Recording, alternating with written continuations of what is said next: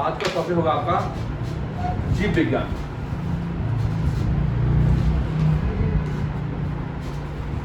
जीव विज्ञान, जीव विज्ञान क्या कहते हैं? बायोलॉजी कहते हैं। शुरुआती दौर में बायोलॉजी की एक ही शाखा थी जिसे हम जूलॉजी कहते हैं, जियोलॉजी कहते हैं। जूलॉजी में हम देखते हैं कि मोस्टली रूप से जंतु विज्ञान के विषय में अध्ययन किया जाता है। जंतु विज्ञान, जूलॉजी। शुरुआती दौर में जीव विज्ञान की एक ही शाखा थी, जूलॉजी अर्थात जंतु विज्ञान, जिसके फादर कहते हैं हम अरस्तु को। तो ऑलमोस्ट जीव विज्ञान के फादर किसे कहते हैं? अरस्तु को, अरस्तु या अरिस्टोटल को। जंतु विज्ञान के बाद जीव विज्ञान की जब समय बीतता गया तो एक शाखा और बन गया जिसे हम बॉटनी कहते हैं। बॉटनी कहते हैं।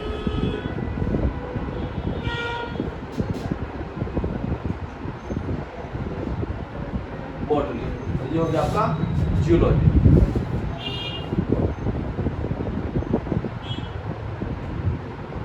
जियोलॉजी, जियोलॉजी के फादर किसे कहते हैं? अरस्तु को। जबकि बॉटनी अर्थात जिसे हम वनस्पति विज्ञान कहते हैं, उसके फादर कहते हैं थियोफ्रेस्टस। थियो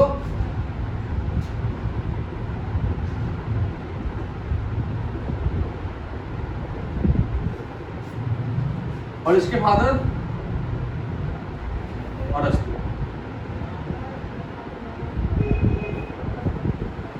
जीव विज्ञान के हर एक अलग अलग चैप्टर हैं, जिनमें सबसे महत्वपूर्ण चैप्टर जहां से आपके एग्जाम में क्वेश्चन बनते हैं मोस्टली, वो आपका आता है चैप्टर कोशिका से, जिसे हम सेल कहते हैं। तो ये तो समझ गया। अब हम आते हैं मेन जो टॉपिक आपका है वो पढ़ते हैं।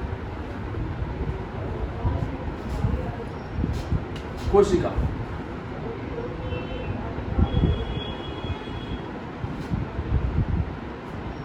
कोशिका कहते हैं सेल। हमारा शरीर जो है कोशिकाओं से बना हुआ है। कोशिका शरीर का छोटा सा अंग नहीं है, बल्कि शरीर की एक छोटी सी इकाई है।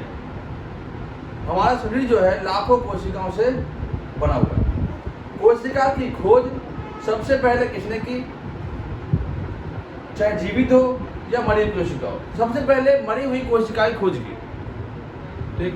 इसके अलावा कोशिका को हम अंग्रेजी में कहते हैं सेल, और जो इसको पढ़ता है इसको कहते हैं साइटोलॉजी। ठीक, साइकोलॉजी नहीं बल्कि साइटोलॉजी। कोशिका के विज्ञान को कहते हैं साइटोलॉजी। कोशिका की खोज रॉबर्ट हुक ने की थी। ठीक, तो पढ़ते क्या है? कोशिका की खोज। तो कोशिका की खोज की बात करते हैं। कोशिका की खोज, कोशिका की खोज की रॉबर्ट हुक ने। रॉबर्ट हुक, ये मरी हुई कोशिका थी। कौन सी कोशिका थी? ये मृत कोशिका थी। ठीक है। जबकि जीवित कोशिका की खोज किसने की? तो जीवित कोशिका की खोज, जीवित कोशिका की खोज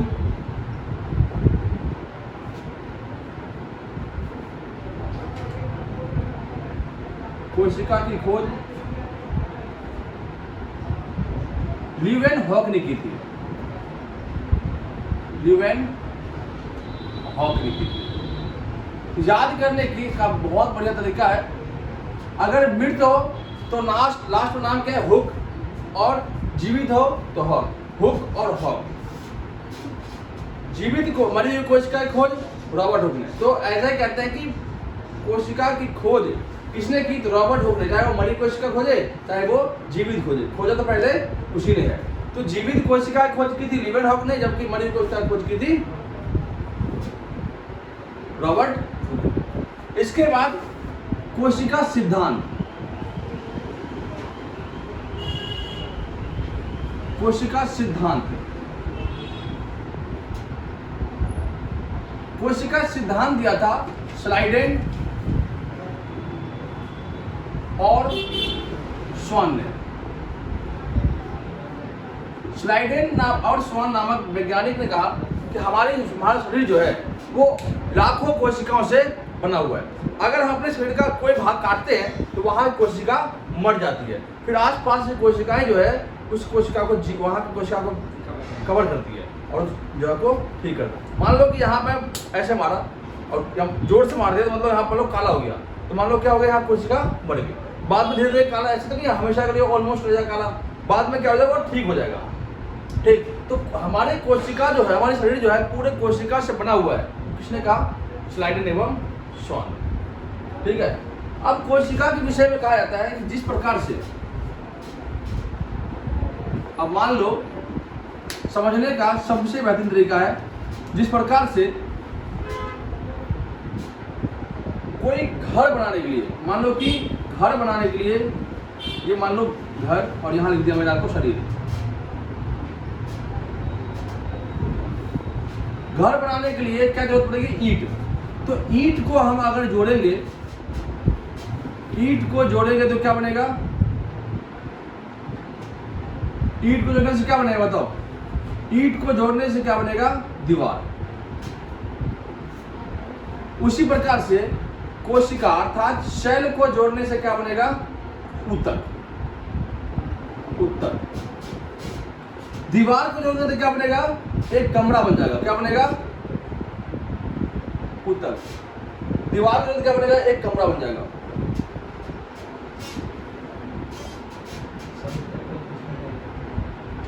टिश्यूज कहते हैं। ठीक है, कोशिका, ऊतक,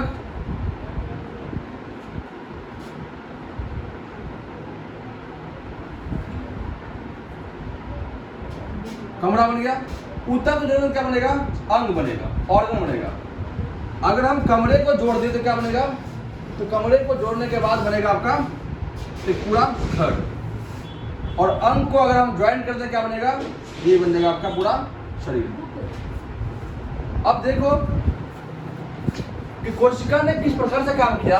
एक घर बनाने के लिए हम ईंट को जोड़ते हैं, ईंट को जोड़ क्या बनेगा? ईंट को अगर हम जोड़ते हैं इस प्रकार से ईंट होता है, और ईंट को हम अगर जोड़ देंगे तो क्या बन जाएगा? ये पूरा एक दीवार का रूप ले लेगा। ले लिया, दीवार बन गया। अगर हम इस दीवार को हम जोड़ते हैं, ज्वाइन करते हैं, क्या बनता है? एक घर बनता है। और वही है, घर को हम ज्वाइन करते क्या बनता है? एक बड़ा कमरा बनता है। कमरे को अगर हम जोड़ते क्या बनता है? एक घर बन जाता है। तो उसी प्रकार शरीर है। शरीर में पहला वर्ड होता है सेल। सेल को अगर हम ज्वाइंट करते हैं, सेल से क्या बना? टिश्यू, मतलब ऊतक। टिश्यू से क्या बना? ऑर्गन अर्थात अंग, और अंग से क्या बना? पूरी बॉडी। तो कोशिका जिस प्रकार से काम करता है, जिस प्रकार से घर बनाने में जिस चीज की आवश्यकता होती है, उस प्रकार से कोशिका को, शरीर को बनाने में कोशिका, टिश्यूज, ऑर्गन और शरीर का काम बहुत बेहतरीन होता है। तो समझने का सबसे बेस्ट तरीका है कि कोशिका हमारे शरीर में किस प्रकार से काम करता है। अब देखते हैं कि सबसे बड़ी कोशिका, सबसे छोटी कोशिका। ओवरऑल में दुनिया में सबसे बड़ी कोशिका किसके पास है और दुनिया में सबसे छोटी कोशिका किसके पास है? ठीक, इसके बाद अगर हम बात करते हैं कि मानव में सबसे बड़ी कोशिका और सबसे छोटी कोशिका, वो आपको दिखाते हैं। अगर ओवरऑल की बात करते हैं दुनिया में, ओवरऑल अर्थात दुनिया के अंदर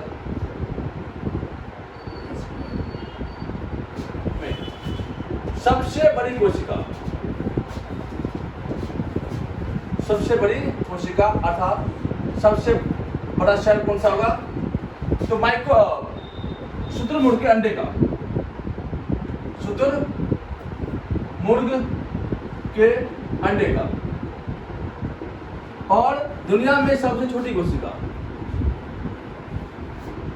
में सबसे छोटी दुनिया में सबसे छोटी कोशिका माइकोप्लाज्म होता है, माइकोप्लाज्म, जिसे हम आंख से भी देख सकते हैं, माइकोप्लाज्म।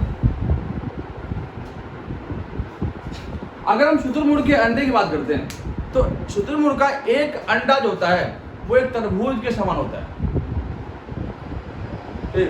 तो तरबूज जब अंडे, तो किसी भी मुर्गी के अंडे ले लो या किसी का अंडे ले लो, जब अंडे फोड़ते हैं तो उसके अंदर येलो पार्टिकल होता है, वो क्या होता है, शेल होता है।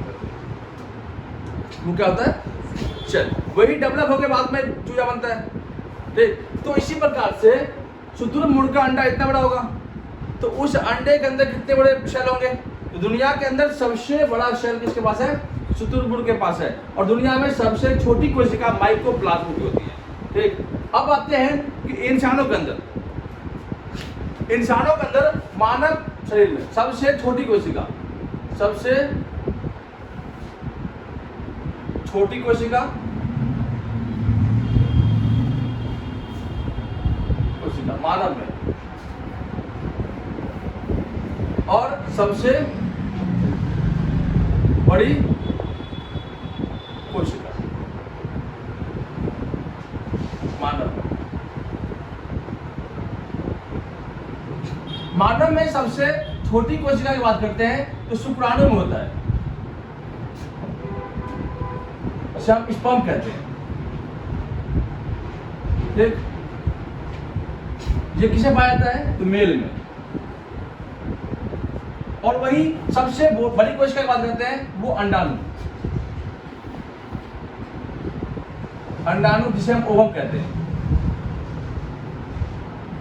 ये कहां पे पाया जाता है, फीमेल में। ठीक है, ओवरऑल दुनिया में सबसे बड़ी कोशिका शुतुरमुर्ग अर्थात ऑस्ट्रिच के अंडे में, दुनिया में सबसे छोटी कोशिका माइकोप्लाज्म में, सबसे छोटी कोशिकाएं मानव शरीर में शुक्राणु जिसे हम स्पर्म कहते हैं, मेल के अंदर होता है। और सबसे बड़ी कोशिका ओवम अर्थात अंडाणु अर्थात फीमेल के ओवम में होते हैं। तो सबसे छोटी, सबसे बड़ी, सबसे बड़ी, सबसे छोटी। अब आते हैं सबसे लंबी कोशिका। सबसे लंबी कोशिका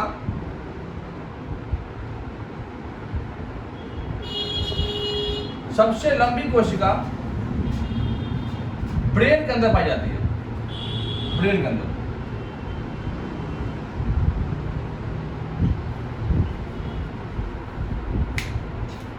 ठीक है, कहां पाई जाती है, ब्रेन।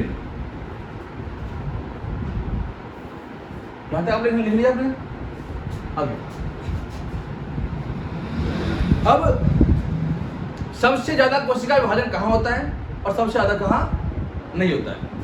तो सबसे अधिक कोशिका का विभाजन, सबसे अधिक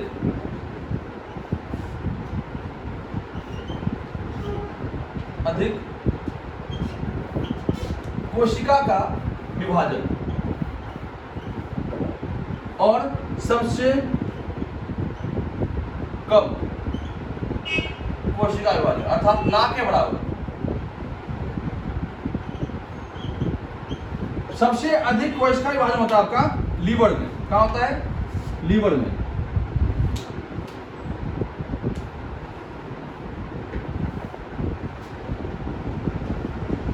अर्थात यकृत में। और सबसे कम अर्थात ना के बराबर होता है ब्रेन के अंदर अर्थात मस्तिष्क में।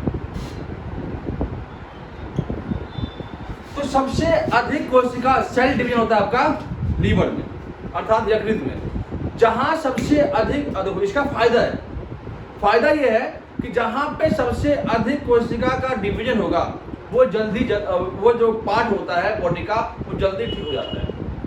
तो हमारे बॉडी के अंदर लीवर एक ऐसा पार्ट है जहां पे सबसे अधिक सेल डिवीजन होता है, इसीलिए इस साइड का लीवर होता है।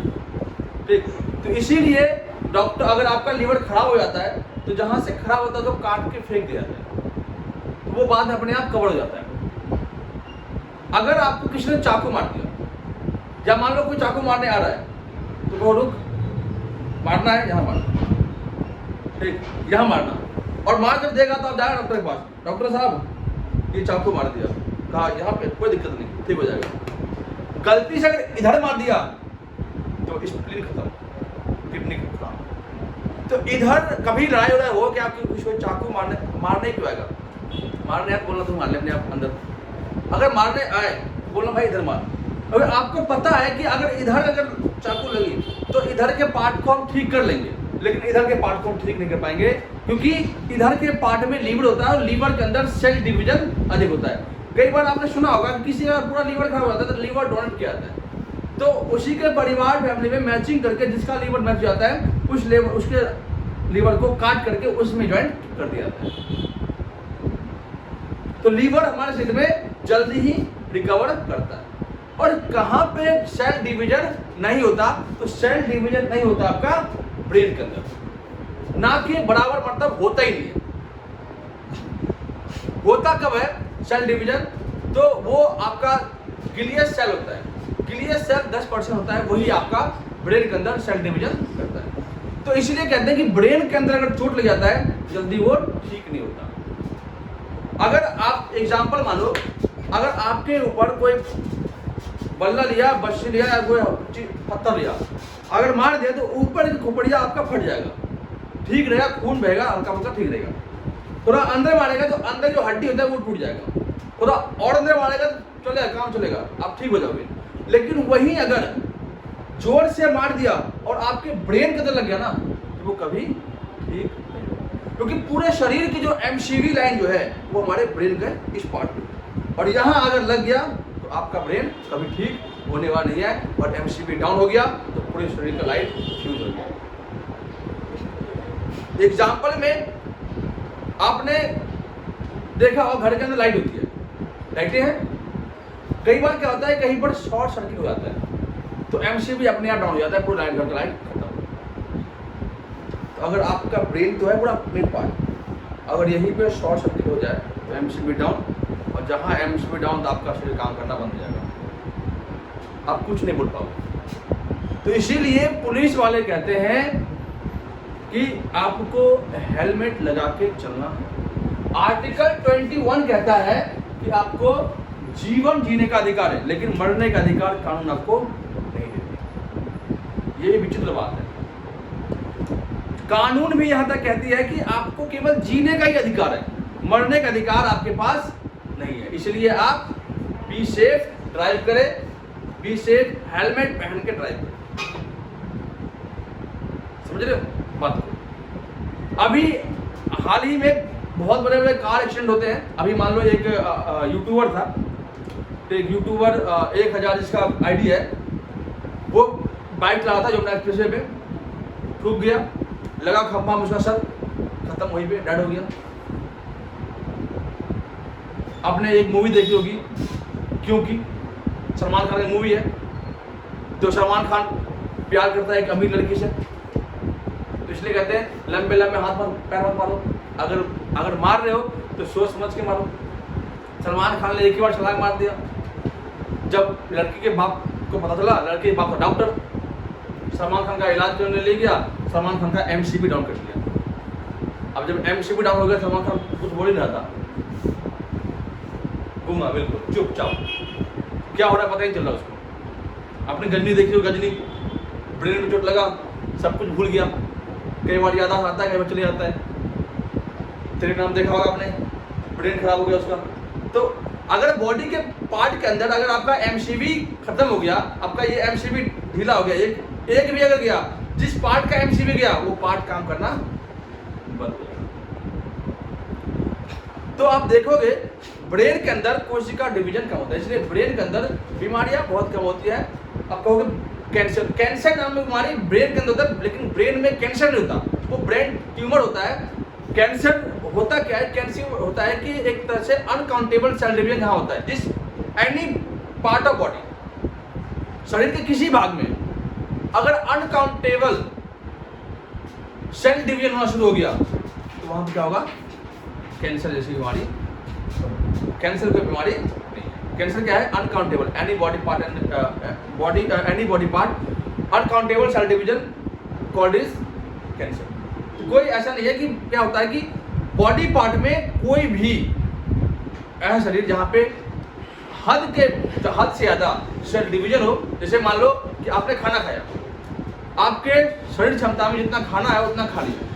अगर आप हद से ज़्यादा खाओगे तो बैक मारेगा, सीधे मारता है ना, सीधे आप पलटियाँ कर देते हो।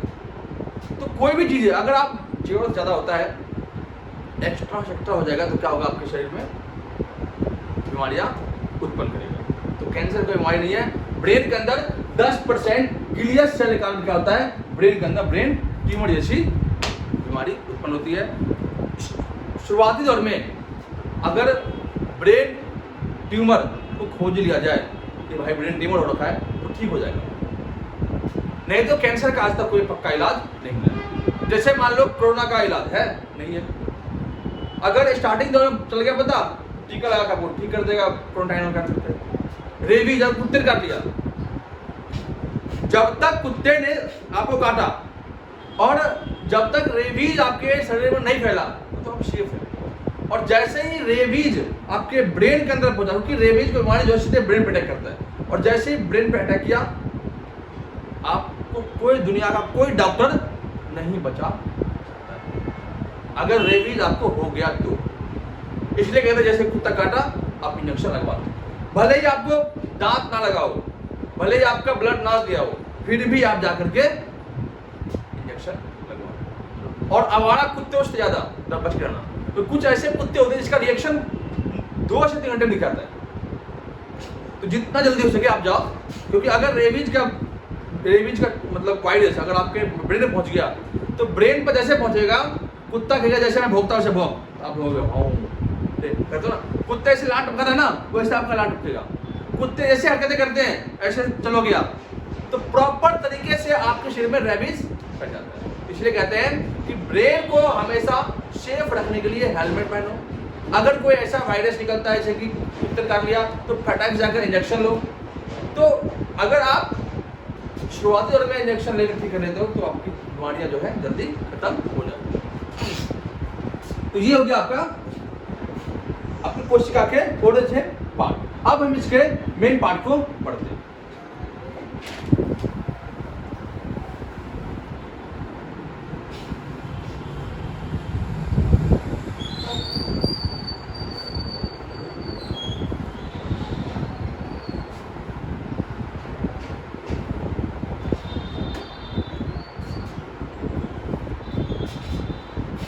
शरीर के अंदर कोशिका जो होती है हमें नंगी आंखों से नहीं देख पाते। कोशिका का जो है इस प्रकार से झिल्ली में बंद होता है। झिल्ली में किसमें बंद होता है? झिल्ली। कोशिका झिल्ली में ये बंद होता है, ठीक है। ठीक है, झिल्ली है कोशिका, झिल्ली बाहरी दीवार है ये कोशिका की।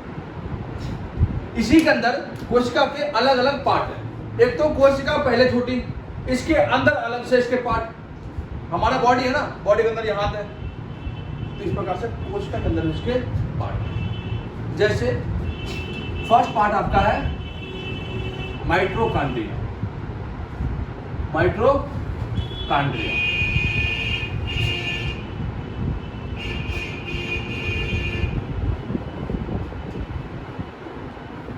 माइटोकॉन्ड्रिया। अब ये माइटोकॉन्ड्रिया होता क्या? माइटोकॉन्ड्रिया को हम श्वसन तंत्र या ऊर्जा गृह कहते हैं। किसका? कोशिका का। कोशिका का पावर हाउस हम माइटोकॉन्ड्रिया कहते हैं। जैसे सेल हो गया, सेल का ये सेल मतलब आपका क्या कहते हैं इसको, सेल वॉल मतलब कोशिका झिल्ली हो गई है, और ये हो गया माइटोकॉन्ड्रिया। अब ये आपका माइटोकॉन्ड्रिया के एक पार्ट है, अब देखते पाओगे नहीं, मैं यहाँ पर आपको दिखाई देता हूँ। माइटोकॉन्ड्रिया का ये बाहरी दीवार है, और इस प्रकार से माइटोकॉन्ड्रिया अंदर बनी होती है। इस आंतरिक दीवार को कहते हैं क्रिस्टी। क्या कहते हैं? क्रिस्टी।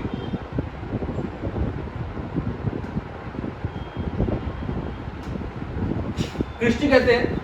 ठीक, अब मान लो हमारे शरीर में माइटोकॉन्ड्रिया काम कैसे करता है। तो मान लो कि हमने सांस लिया, श्वसन लिया, श्वसन लेने में नाक का सहायता है, नाक से कहाँ गया? फेफड़े में। फेफड़े में क्या होता है? ब्लड होता है। अब ब्लड क्या करेगा? उस श्वसन तंत्र को, ऑक्सीजन को लेगा और कहाँ पहुंचाएगा? सीधे माइटोकॉन्ड्रिया को पहुंचाने का काम करेगा। अर्थात हमने जो शोषण किया, हमने जो सांस लिया, सांस लेने के बाद क्या किया, सांस जैसे लिया, फेफड़े में खून है, ब्लड है, वो ब्लड क्या किया, वो ऑक्सीजन को लिया और किसको पहुंचाया, माइटोकॉन्ड्रिया को। जैसे माइटोकॉन्ड्रिया के पास गया तो माइटोकॉन्ड्रिया क्या करेगा, उसको ऊर्जा प्रदान करेगा। तो एक इसमें होता है क्रेब्स चक्र। क्रेब्स चक्र हम देखते हैं, इसमें 38 एटीपी बनता है, 38 एटीपी बनता है, 38 एटीपी बनता है आपके, जब आप कभी भी सांस लेते हो और सांस लेने के बाद जब वही शोषण को ब्लड जो है माइटोकॉन्ड्रिया तक पहुंचाता है तो क्या बनता है, 38 एटीपी। 38 एटीपी से क्या बनता है, एक ग्लूकोज, क्या बनता है, एक ग्लूकोज बनता है। एक ग्लूकोज बराबर 4.2 कैलोरी बनता है, कैलोरी, ठीक है। एक ग्लूकोज से क्या बनता है, 4.2 कैलोरी, अर्थात हमें वर्तमान शरीर में लगभग एक दिन में 2500 कैलोरी की आवश्यकता होती है। अब बताओ कि माइटोकॉन्ड्रिया ऊर्जा पहुंचाना कम कर दे तो क्या होगा, हमारा शरीर काम नहीं करेगा, ना ग्लूकोज बनेगा, ना हमारे शरीर में एनर्जी है, ठीक है। अब ये बीमारी जो है लड़कियों में खासकर देखने को मिलती है। लड़कियों के अंदर ग्लूकोज की कमी होती है, जिसे हेमोग्लोबिन कहते हैं। कैसे कम होती है, तो आपको पता होगा लड़कियां फास्टिंग रखती है, फास्टिंग ज्यादातर फास्ट रखती है लड़कियां। तो फास्ट के दिनों में क्या होता है कि वो भूखे पेट रहती है।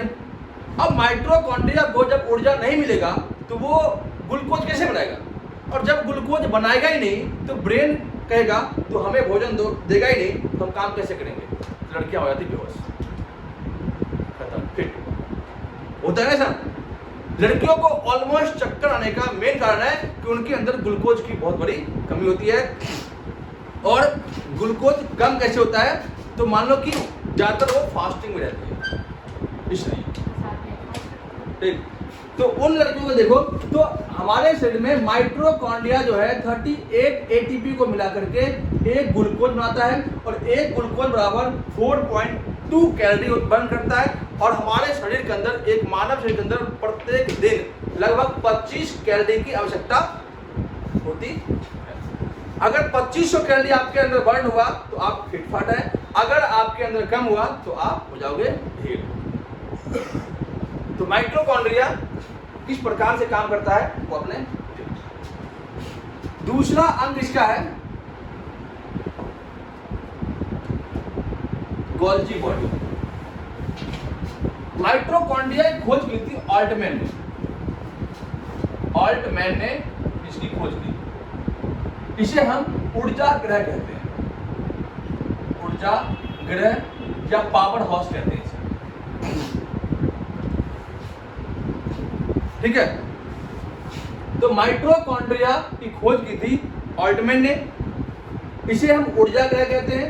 इसके अंदर अंतिम दीवारों को क्रिस्टी कहते हैं। क्रिस्टी के अंदर जो है 38 एटीपी बनता है, 38 एटीपी बराबर एक ग्लूकोज, और एक ग्लूकोज बराबर 4.2 कैलोरी, और प्रत्येक मानव के अंदर 2500 कैलोरी की आवश्यकता होती है एक दिन के अंदर खपत करने के लिए। बढ़िया, आप लोगों ने पढ़ा है, तो ये 9th 10th के टॉपिक में है।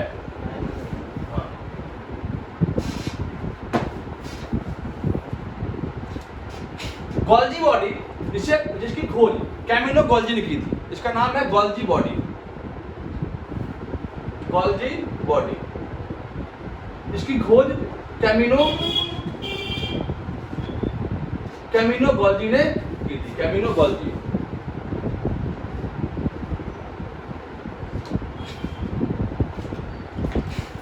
ये एक प्रकार से परिवहन तंत्र का काम करता है। क्या करता है, परिवहन तंत्र का काम करता है।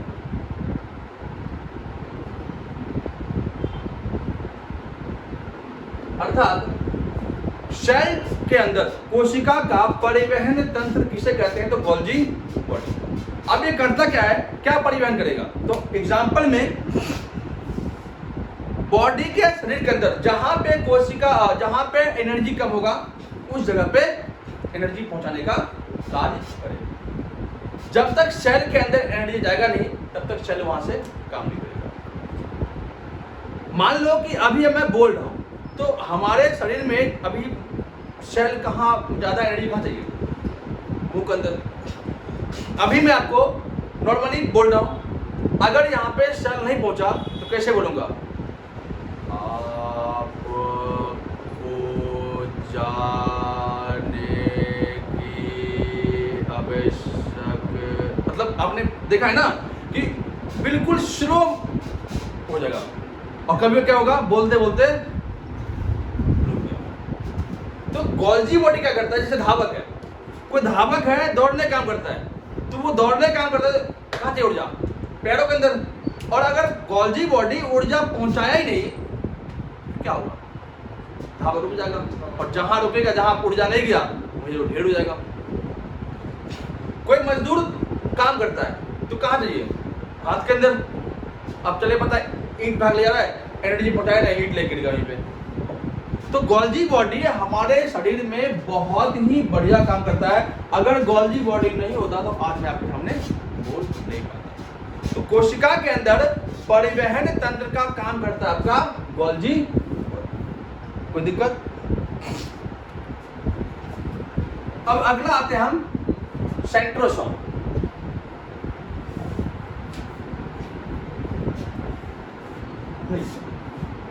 सेंट्रोसोम ER, एंट्रा रेडिकुलम। एंट्रा रेडिकुलम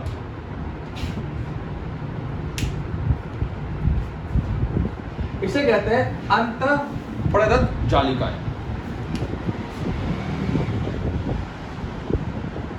प्रदत्त जालिकाएं किसी भी घर को बनाने के लिए किसकी आवश्यकता होती है, पिलर की। अगर घर में पिलर ना हो तो घर ढेर हो जाएगा यहीं पे। तो हमारे शरीर में अगर हड्डियां ना हो तो हमारा शरीर कैसा हो जाएगा, थुलथुला हो जाएगा, बिल्कुल स्पंज करेगा हमारा शरीर, करेगा ना। जिस चीज में अगर मान लो कि आपने रुई देखा होगा, रुई के अंदर अगर पिलर ना हो तो रुई बिल्कुल बैठ जाता नीचे, होता है ना। तो कोशिका के अंदर अगर एंट्रा रेडिकुलम ना हो तो कोशिका पिचक जाएगी। तो आंतरिक कंकाल का काम कौन करता है, तो ER, एंट्रा रेडिकुलम अर्थात अंतःप्रदत्त जालिका।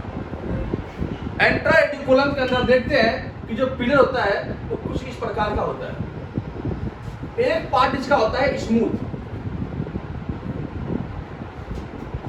और एक पार्ट होता है इसका खुरदरा, इस प्रकार का। एक पार्ट होता है वो स्मूथ और एक होता है खुरदरा। जो स्मूथ होता है वो होता है आपका वसा।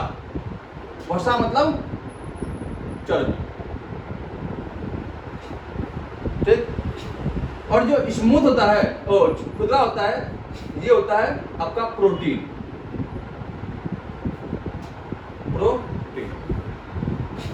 प्रोटीन बनाता कौन है, तो राइबोसोम। कौन बनाता है, पांच शेर में राइबोसोम। राइबोसोम।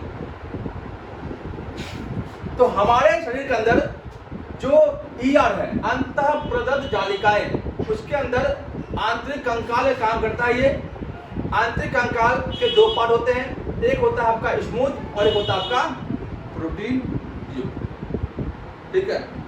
प्रोटीन युक्त और स्मूथ, तो इसमें देखते हैं कि इनमें भी अलग अलग पार्ट होते हैं। इसमें आप देखोगे तो आपके दो पार्ट बना दिया है, एक का है 70S और एक होता है 80S।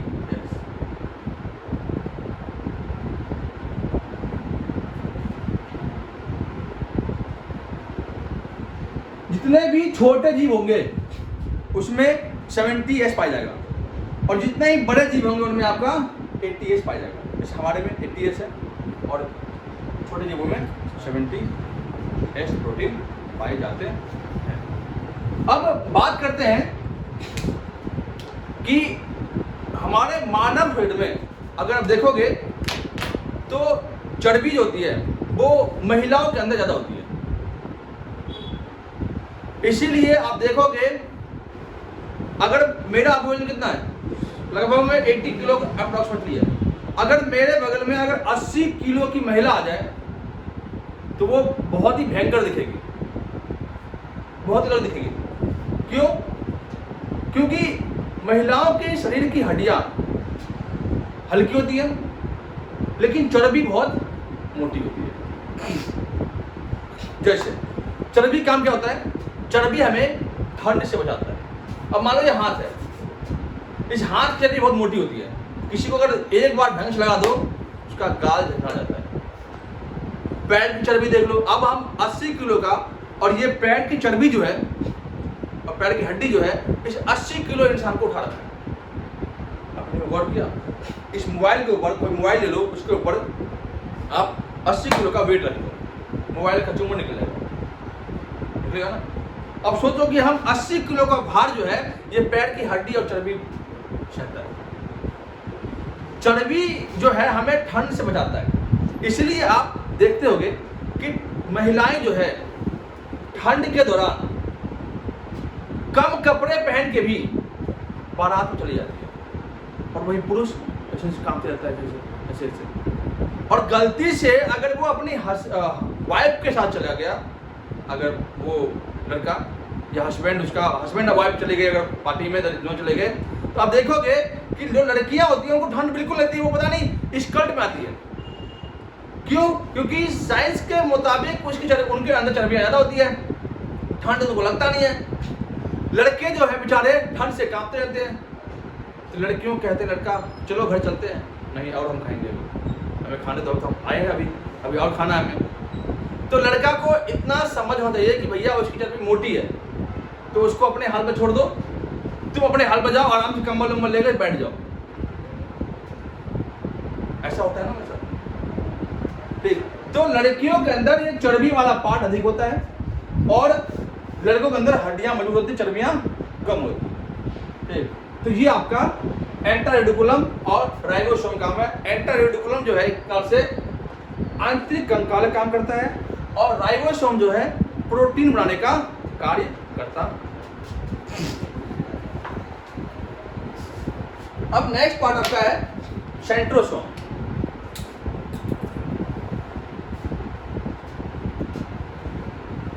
सेंट्रोसोम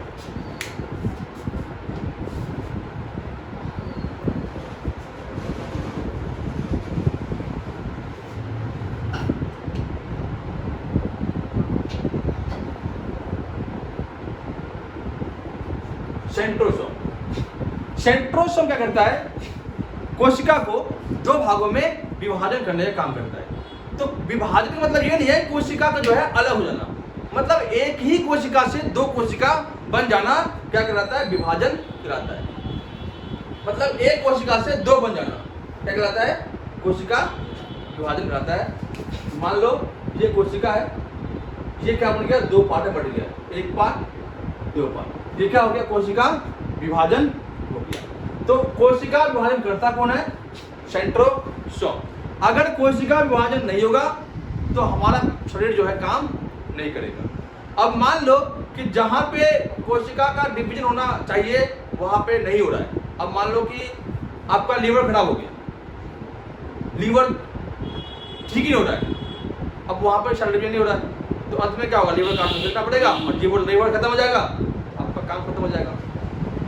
तो शरीर के अंदर कोशिका का विभाजन होना जरूरी भी है और अधिक होना खराबी भी है। इसलिए कोशिका विभाजन मैंने समझा दी से पहले कि सेंट्रोसोम करता है, कहाँ पे अधिक होता है और कहाँ पे कम होता है।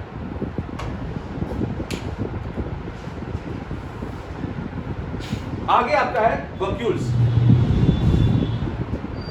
वैक्यूल्स है आपका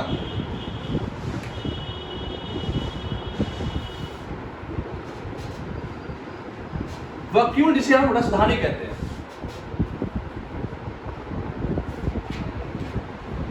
रसधानी कहते हैं। इस रसधानी काम क्या होता है, ये शरीर के अंदर पानी को स्टोर करके रखता है। ठीक है।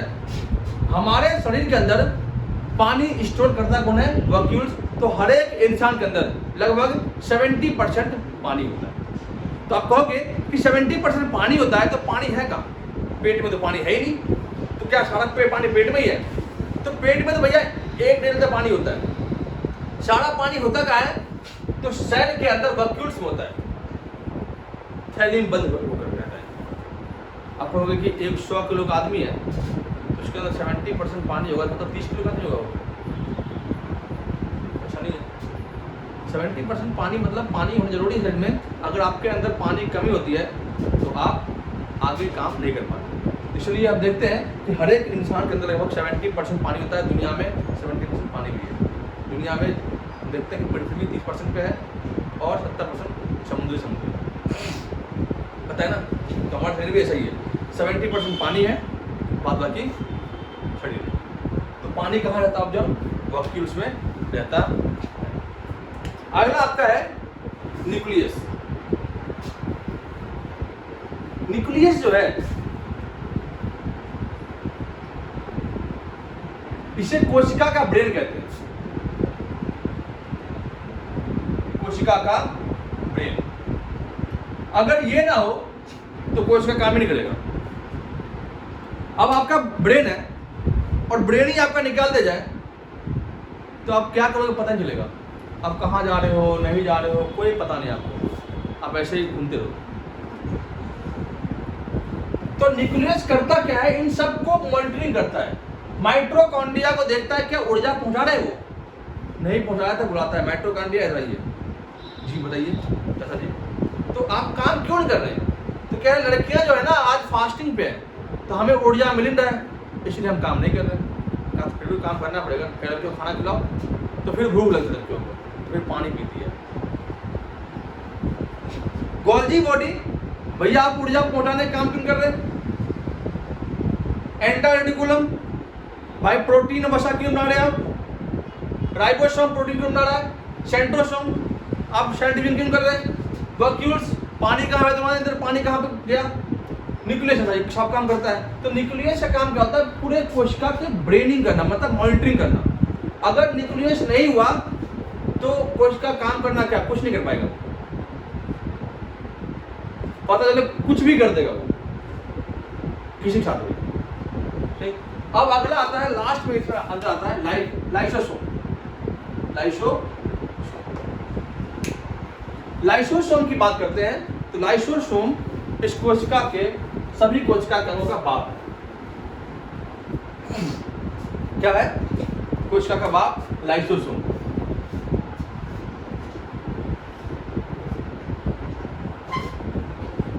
इसे हम आत्महत्या की थैली कहते हैं। हत्या की थैली, ठीक है। इसे हम कब्र गृह कहते हैं। कोशिका का कब्रिस्तान कहते हैं आपको लाइसोसोम। अब ये काम कैसे करता है? मान लो लॉकडाउन के अंदर आप पुलिस से पिटाई हो गई, आपको डंडा लगा होगा, तो जहां भी लगा हुआ काला हो गया बिल्कुल। तो आप घर में जाते मम्मी देखो ना पुलिस ने मारा, कड़िया हो गया ये। तो काला होने का मेन कारण है जहां मारा वहां की सारी सेल मर गया, सारे कोशिकाएं मर गई।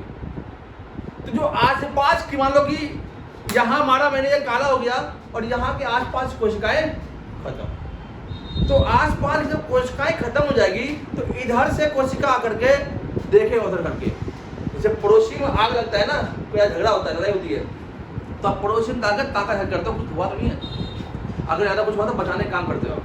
तो आसपास के जो कोशिकाएं हैं पहले देखता है कि यहाँ पे कोई गड़बड़ तो नहीं है, तो अपना शेप ही देखता है, अपना सेफ्टी। जब आप कहीं लड़ाई देखते हो पड़ोसी के अंदर, तो पहले आप अपनी सेफ्टी देखोगे कि अगर हम जाएंगे बचाने तो हमें पता ना हमें पीट दे, तो आप अपनी सेफ्टी देखते हो। तो कोशिका पहले यहाँ तो कोशिका, यहाँ कोशिका मर गई तो पूरी बॉडी में शैल है, तो यहाँ कोशिका उठ के आएगी, आप देखेगा कि क्या हुआ है, कौन कौन पिटा गए यहाँ पे, तो देखेगा पिटा तो गया है, लेकिन जो कोशिकाएं होती है उसको जब तक वो काम नहीं करेगा तब तक आप उसको मलहम नहीं लगाते, सिकाई नहीं करते। जब सिकाई मलहम करोगे ना तो पीछे वाले कोशिका को लगेगा हाँ यहाँ बचाव तंत्र है, अगर मैं गया तो मैं ही बच जाऊंगा, फिर जाकर के वहां जाएगा और ये लाइसोसोम वहां जाता है और वहां पे एंजाइम घटक छोड़ता है। एक लिक्विड फॉर्म होता है एंजाइम घटक, वो छोड़ता है ना, तो जहां जो कड़िया हुआ होता है धीरे धीरे धीरे धीरे वो ठीक हो जाता है। और जो मर जाता है उसको उठाता है और जाकर के कहाँ डाल देता है, कब्रिस्तान में। उसका श्राद्ध व्राद्ध करके भंडारा वंडारा करके सबको खिला करके फिर ठीक कर देता है 15-16 दिन में ठीक। तो लाइसोसोम करता क्या है, इसके अंदर एक एंजाइम घटक होता है। मान लो कि न्यूक्लियस चाचा ने कहा लाइसोसोम ने कि न्यूक्लियस चाचा देखो सारे कोशिका के पार्ट काम कर रहे हैं, तो न्यूक्लियस कहेगा कि माइटोकॉन्ड्रिया काम नहीं कर रहा, का बुलाओ, बोला आजा माइटोकॉन्ड्रिया, इधर बुलाएगा आजा, उसको पकड़ेगा ऐसा, एंजाइम घटक छोड़ देगा, का खत्म, माइटोकॉन्ड्रिया खत्म, फिर दूसरा माइटोकॉन्ड्रिया वहां पर शिफ्ट हो जाएगा।